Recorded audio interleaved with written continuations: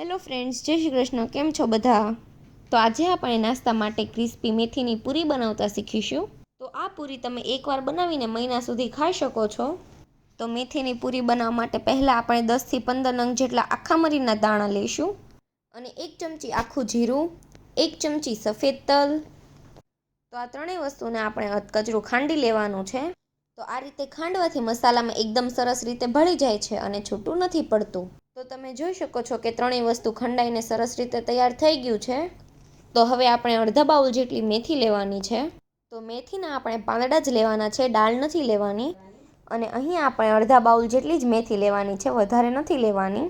અને જો તમે વધારે મેથી નાખશો ને તો પૂરી તમને કડવી લાગશે. તો મેથીને સારી રીતે ધોઈ અને કોરી કરીને લીધી છે. તો કડાઈમાં હવે આપણે 2 મોટી ચમચી જેટલું તેલ ઉમેરવાનું છે. અને તેલ થોડું ગરમ થાય ને એટલે તેમાં આપણે જે ખાંડેલો મસાલો છે ને તે ઉમેરી દેવાનો. અને ચમચીના ચોથા ભાગ જેટલી હિંગ નાખવાની. અને બધું સારી રીતે મિક્સ કરી લેવાનું. અને પછી આપણે મેથી ઉમેરી દેવાની. તો મેથીને આપણે ઝાઝી વાર ચડવા નથી દેવાની, મિનિટ જેવું જ શાંત તળવાનું છે. અને ચમચીના ચોથા ભાગ જેટલી આપણે હળદર નાખવાની છે. અને હળદર પણ આપણે વધારે નથી નાખવાની, આટલી જ નાખવાની છે. એકાદ મિનિટ જેવું સાંતળીને આપણે ગેસની ફ્લેમ બંધ કરી દેવાની છે. તો હવે તેમાં આપણે 2 થી 3 નંગ જેટલી મરચી વાટીને નાખીશું. તો અહીંયા ચમચીના ચોથા ભાગ જેટલી મરચી છે. તીખી હતી ને એટલે ઓછી નાખી છે. અને પૂરી તમારે થોડી તીખી કરવી હોય તો મરચી તમારે થોડી વધારે ઉમેરવી. અને તમારે તીખી ન કરવી હોય તો મરચી તમે ન નાખો તો પણ ચાલે. તો આ રીતનો આપણો મેથીનો મસાલો તૈયાર થઈ ગયો છે. તો હવે આપણે કાથરોટમાં 2 કપ જેટલો ઘઉંનો લોટ લેવાનો છે. અને હવે તેમાં આપણે 1/4 કપ જેટલો ચણાનો લોટ, 1/4 કપ જેટલો રવો અને સ્વાદ અનુસાર મીઠું. અને તેમાં અડધી ચમચી જેટલું મીઠું ઉમેરવાનું છે. અને 3 થી 4 મોટી ચમચી જેટલું દેશી ઘી ઉમેરવાનું છે, જે ઘરમાં ખાતા હોય તે.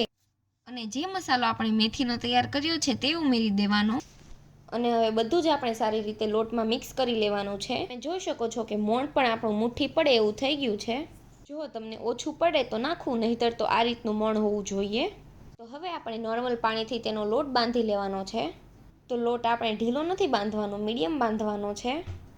બહુ કડક પણ નથી બાંધવાનો અને બહુ ઢીલો પણ નથી બાંધવાનો.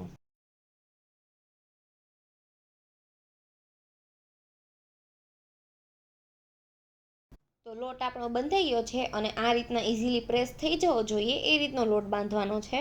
તો હવે આપણે લોટને ઢાંકીને અડધી કલાકનો રેસ્ટ આપી દઈશું, જેથી લોટ આપણો એકદમ સરસ સેટ થઈ જાય. અડધી કલાક થઈ ગઈ છે અને લોટ પણ આપણો એકદમ સરસ સેટ થઈ ગયો છે. અને હવે લોટને આપણે ફરીથી થોડો એવો મસળી લેવાનો છે.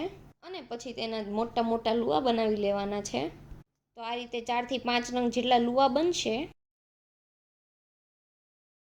તો હવે આપણે એક મોટી થાળી લેવાની છે. અને લુઆને આપણે તેના ઉપર વણી લેવાનું છે. તો આ લોટ ફાટતો પણ નથી અને ડીશને પણ નથી ચોટતો. તો આ રીતનો લોટ બાંધવાનો છે, જેથી પૂરી તમારી સરસ બને. તો એકદમ પતલી આપણે આખી મોટી રોટલી વણી લેવાની છે.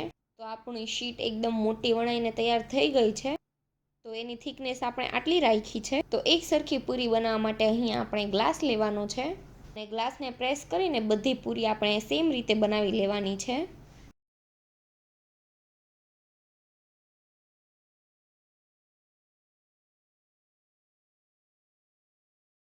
જે વધારાનો લોટ હોય તેને કાઢી લેવાનો.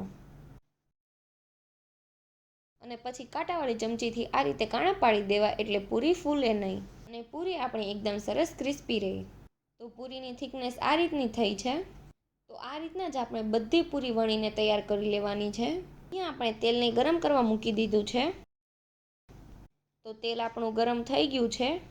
તો ગેસની ફ્લેમ આપણે સ્લો કરીને પૂરીને તળી લેવાની.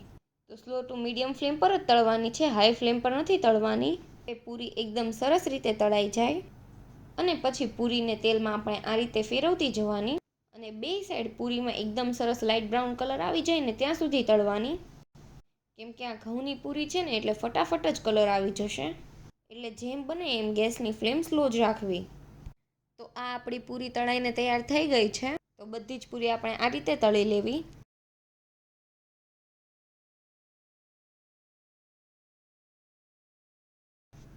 તો હવે અહીં આપણે એક આ રીતનું સ્ટ્રેનર લીધું છે. અને એક વાસણ ઉપર મૂકી દીધું છે.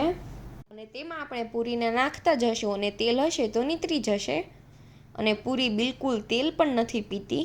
તમે જોઈ શકો છો કે બધી જ પૂરી આપણી ફ્રાય થઈને તૈયાર થઈ ગઈ છે. આ પૂરીને તમે 1 મહિના સુધી સ્ટોર કરી શકો છો અને સવારે નાસ્તામાં ચા સાથે પણ લઈ શકો છો.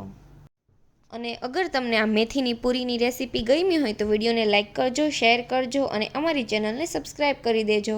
Thanks for watching.